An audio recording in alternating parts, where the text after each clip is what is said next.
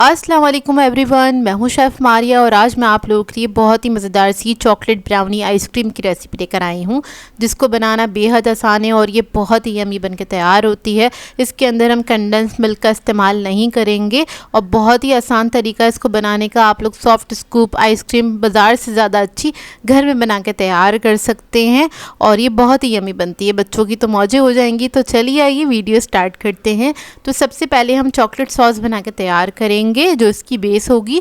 तो उसके लिए मैंने लिया है 1 कप के बराबर दूध को मैंने पकने के लिए रख दिया है। अब इसके अंदर ऐड कर देंगे कोको पाउडर 1 टेबलस्पून के बराबर भर के ले लीजिएगा। फिर इसके अंदर ऐड करेंगे हम चीनी 3 टेबलस्पून के बराबर। अब इस सबको मिक्स करेंगे अच्छी तरीके से। विक्स की मदद से मिक्स कर रही हूँ ताकि इसके अंदर कोई लम्प्स ना रहें और इसको आपने 2 से 3 मिनट तक अच्छी तरीके से पका लेना है मीडियम फ्लेम पे। और जब ये हल्का हल्का सा थिक होने लगेगा फिर आखिर में इसके अंदर ऐड करेंगे हम चॉकलेट। कोई भी चॉकलेट ऐड कर सकते हैं 50 ग्राम्स के बराबर।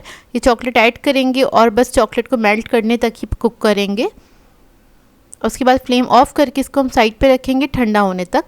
तो ये ठंडा होने के बाद थोड़ा सा थिक हो जाएगा कुछ इस तरह से।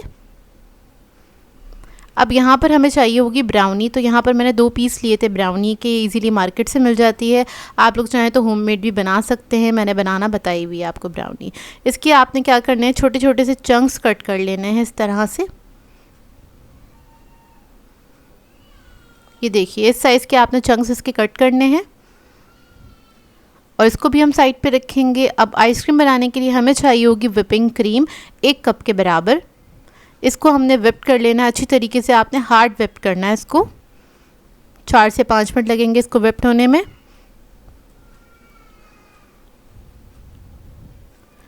तो देखिए अच्छी तरीके से व्हिप हो गई है ये।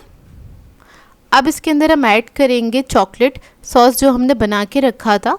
उसका मैंने तकरीबन 1/3 हिस्सा ऐड कर दिया है। थोड़ा सा ही बचा है, वो भी हम आइसक्रीम में इस्तेमाल करेंगे। और इसके अंदर हम ऐड कर देंगे चॉकलेट एसेंस 1/2 टीस्पून के बराबर। इसको भी मिक्स कर लेंगे अच्छी तरीके से। चॉकलेट सॉस आप लोग ऐड करना चाहते हैं और मज़ीद तो वो भी कर सकते हैं, या आपकी अपनी चॉइस है आप लोग कितना अच्छा इसको रिच फ्लेवर देना चाहते हैं। मुझे बस इतना ही इनफ लगा था तो मैंने थोड़ा ही ऐड किया था इसके अंदर। इसको मिक्स कर लेंगे अच्छी तरीके से, बहुत ज़्यादा व्हिप करने की ज़रूरत नहीं है। अब एयर टाइट कंटेनर ले लेंगे, इसके अंदर हाफ बैटर ऐड कर देंगे, मिक्सचर ऐड कर देंगे आइसक्रीम का और इसके अंदर ऐड करेंगे ब्राउनी के चंक्स।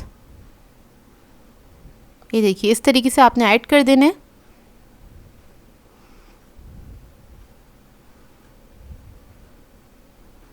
और इसके अंदर ऐड करेंगे चॉकलेट सॉस जो हमने बनाया था, वो आपने थोड़ा सा इस तरह से ऐड कर देना, ड्रिजल कर देंगे इसके ऊपर, ताकि जब आप आइसक्रीम का स्कूप आउट करेंगे या फिर इसको कट करेंगे तो सेंटर में इसकी लेयर आएगी जो कि बहुत अच्छी लगेगी। अब बाकी का जो मिक्सचर था वो भी मैंने इसके ऊपर ऐड कर दिया है। उसके बाद टॉप लेयर पे आपने ब्राउनी के चंक्स ऐड कर देने इस तरह से। चॉकलेट सॉस ड्रिजल कर देंगे इसके ऊपर। अब इसको मैं कवर करूँगी। कवर करने के बाद इसको मैं रख दूँगी फ्रीज़र में सेट करने के लिए ओवरनाइट के लिए। आप लोग चाहें तो तकरीबन 8 से 10 घंटे के लिए इसको रख सकते हैं, फ्रीज़र में बहुत अच्छे से सेट हो जाती है। तो ये देखिए आइसक्रीम हमारी बहुत अच्छे से सेट हो गई है। अब इसको हम सर्व कर सकते हैं।